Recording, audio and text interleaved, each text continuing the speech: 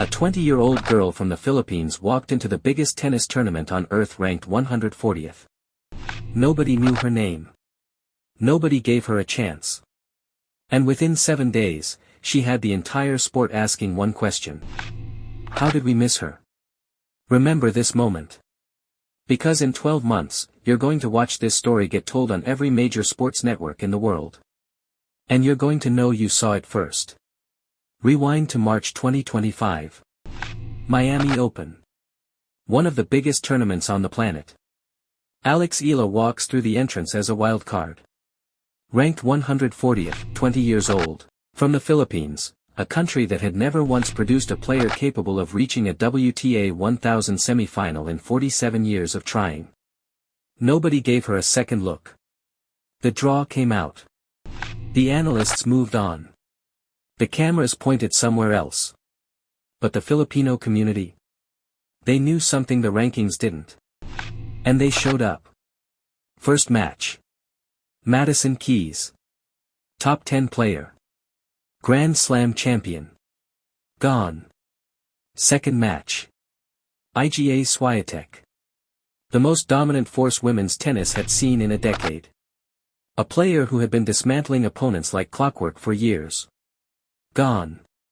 The scorelines weren't close. The crowd was electric. And the sections of that stadium, the ones tournament staff had projected at half capacity, were overflowing. Filipino flags everywhere. Not dozens. Hundreds. Staff members were pulling out attendance records they'd never had to reference before. This wasn't a tennis match anymore. It was a movement. But, and here's where the story pivots hard, the results were only half the story. Because something else was happening in those stands that the rankings couldn't measure. Something the sport hadn't seen in years. Pure, unconditional belief. Not the polished fan enthusiasm of a Serena crowd.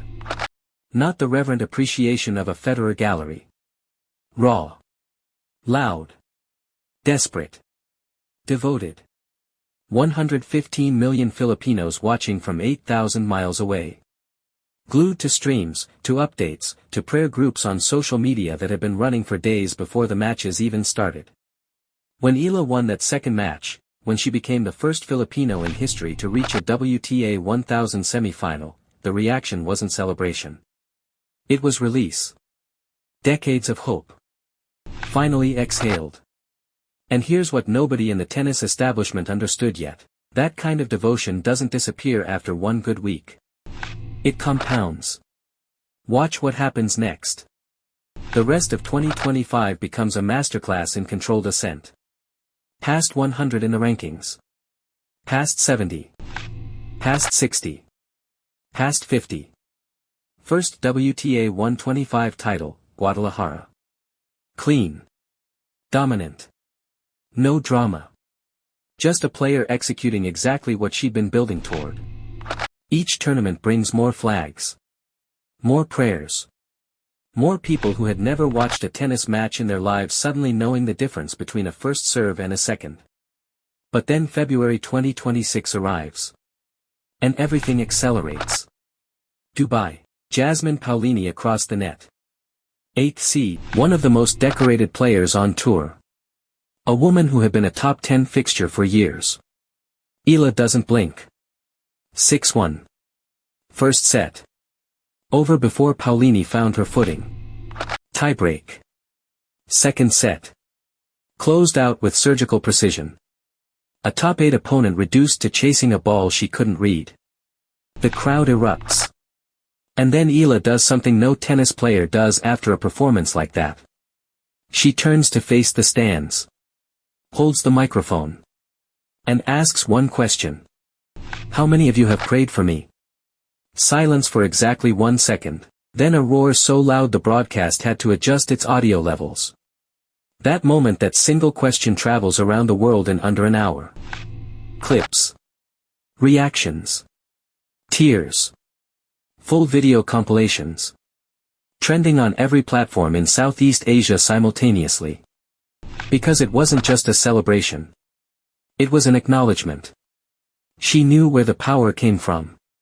She said it publicly. In front of the cameras. Without hesitation. 115 million people felt personally spoken to. And 14 days later the rankings updated. World number 31. The highest any Filipino woman had ever stood in the 47-year history of the WTA Tour. Not a footnote. Not an asterisk. The record. Full stop. But here's what happened the same week that number went live, and this is the part the tennis media could not stop talking about. Nike. Not a regional sponsorship. Not an endorsement deal buried in fine print. A Nike Global Ambassador contract. The kind reserved for athletes who move culture, not just merchandise. She walked the halls of their Oregon headquarters. And her face was on the walls. Her face. Her flag. Her story. Nike doesn't put portraits on walls for potential. They have entire departments dedicated to identifying who's next, and they don't guess. They knew exactly what they were buying. And it wasn't a ranking. It was a phenomenon. Here's the thing about phenomena. They're obvious in retrospect. Invisible in real time. The tennis establishment had every data point it needed from Miami 2025 onwards. The attendance numbers. The broadcast spikes. The social media engagement that dwarfed players ranked 20 spots above her. They saw it. They just called it a fluke. One good week. Favorable draw. The crowd was just excited about the history angle. Every excuse that experts reach for when they don't want to admit they missed something obvious. But the crowds kept coming. The numbers kept climbing. And then came the moment that made ignoring it impossible. Steve Johnson. 12 years on the ATP Tour. Multiple titles.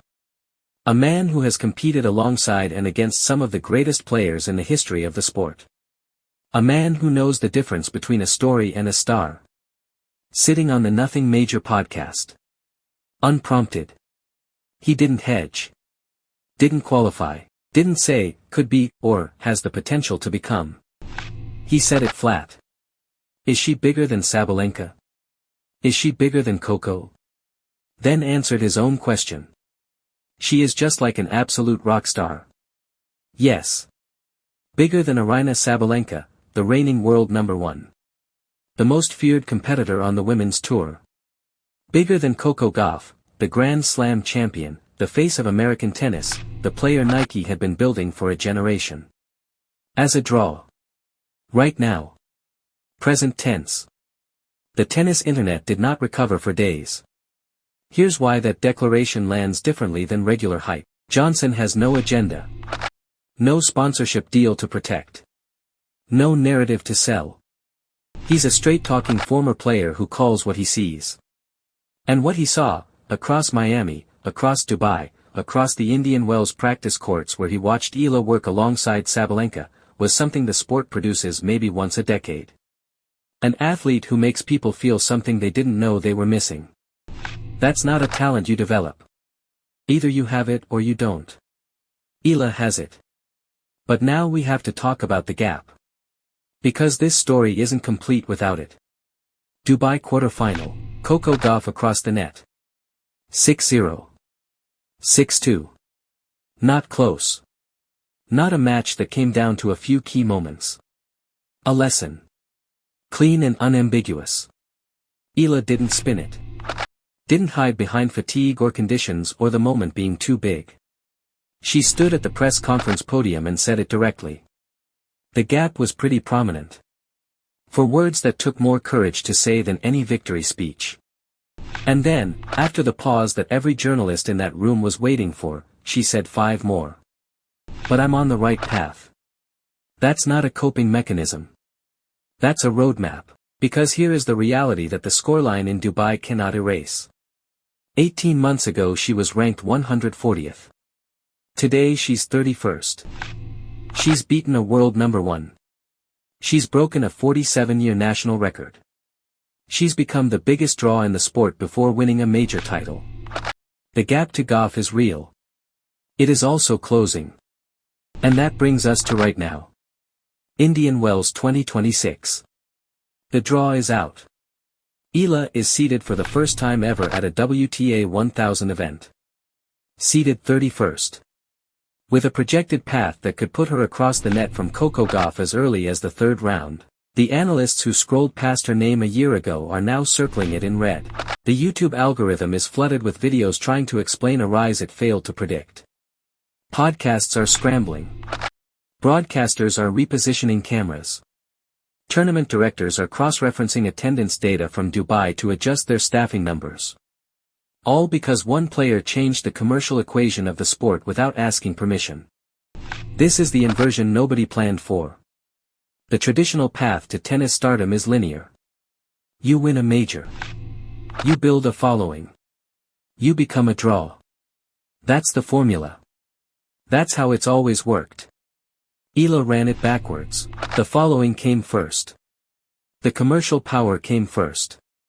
The standing room crowds came first. And the major titles?